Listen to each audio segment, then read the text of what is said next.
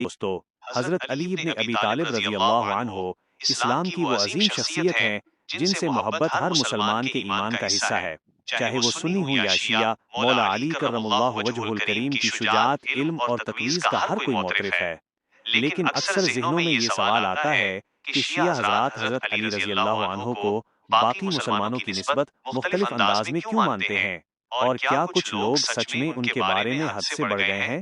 آئیے آج کی اس ویڈیو میں ہم اس کی مکمل حقیقت کو تفصیل سے جانتے ہیں۔ 2. شیعہ حضرات حضرت علی رضی اللہ عنہ کو زیادہ کیوں مانتے ہیں؟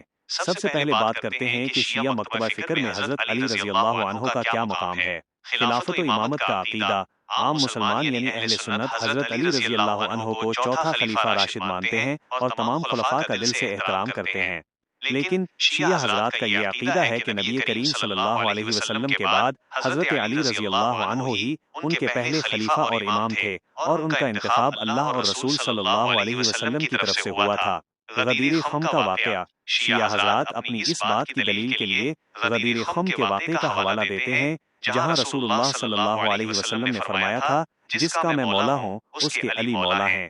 اہل سنت کے نزدیک یہاں مولا کا مطلب گہرا دوست اور مددگار ہے، جبکہ شیعہ حضرات اس سے مراد سربراہ یا حاکم لیتے ہیں۔ 3. غالیوں کا ذکر، کیا کچھ لوگ خدا کا درجہ دیتے ہیں؟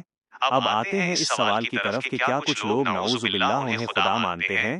جی ہاں، تاریخ میں ایسے لوگ رہے ہیں جنہیں اسلامی اصطلاح میں غالی یعنی حد سے بڑھ جانے والے کہا جاتا ہے۔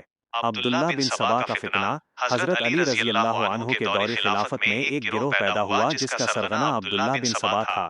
ان لوگوں نے حضرت علی رضی اللہ عنہ کی محبت میں غلو کیا اور نعوذ باللہ انہیں خدا کہنا شروع کر دیا۔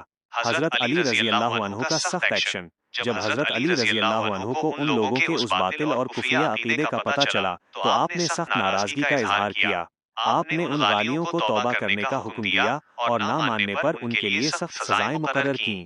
آپ نے واشگاف الفاظ میں فرمایا تھا کہ میرے معاملے میں دو قسم کے لوگ ہلاک ہوں گے، ایک وہ جو مجھ سے بغض رکھ کر میری شان گھٹائیں گے، اور دوسرے وہ جو میری محبت میں حد سے بڑھ کر مجھے اس مقام پر پہنچا دیں گے جو میرا نہیں ہے۔ شیعہ علماء کا موقف، آج کے دور کے مروجہ اور بڑے شیعہ علماء بھی ان غالیوں کو کافر اور دائرہ اسلام سے خارج سمجھتے ہیں۔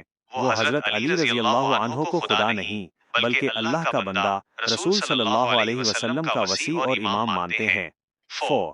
خلاصہ کنکلوژن، خلاصہ یہ ہے کہ حضرت علی رضی اللہ عنہ سے محبت ہر مسلمان کا سرمایہ ہے۔ جہاں تک شیعہ حضرات کا تعلق ہے، وہ انہیں اپنا پہلا امام مانتے ہیں، اس لیے ان کا پورا نظام فکر حضرت علی رضی اللہ عنہ کی شخصیت کے گرد گھومتا ہے۔ اور جہاں تک نعوذ باللہ خدا ماننے والوں کا تعلق ہے تو وہ غالی کہلاتے ہیں، جن کا نہ تو اسلام سے کوئی تعلق ہے اور نہ ہی خود حضرت علی رضی اللہ عنہ نے ان کے اس عقیدے کو کبھی قبول کیا۔ 5. اختتام آؤٹرو، امید ہے دوستو آپ کو حضرت علی رضی اللہ عنہ کے مقام اور تاریخ کے اس اہم پہلو کے بارے میں یہ معلومات پسند آئی ہوں گی۔ ویڈیو کو لائک اور چینل کو سبسکرائب ضرور کیجیے گا۔ اللہ حافظ۔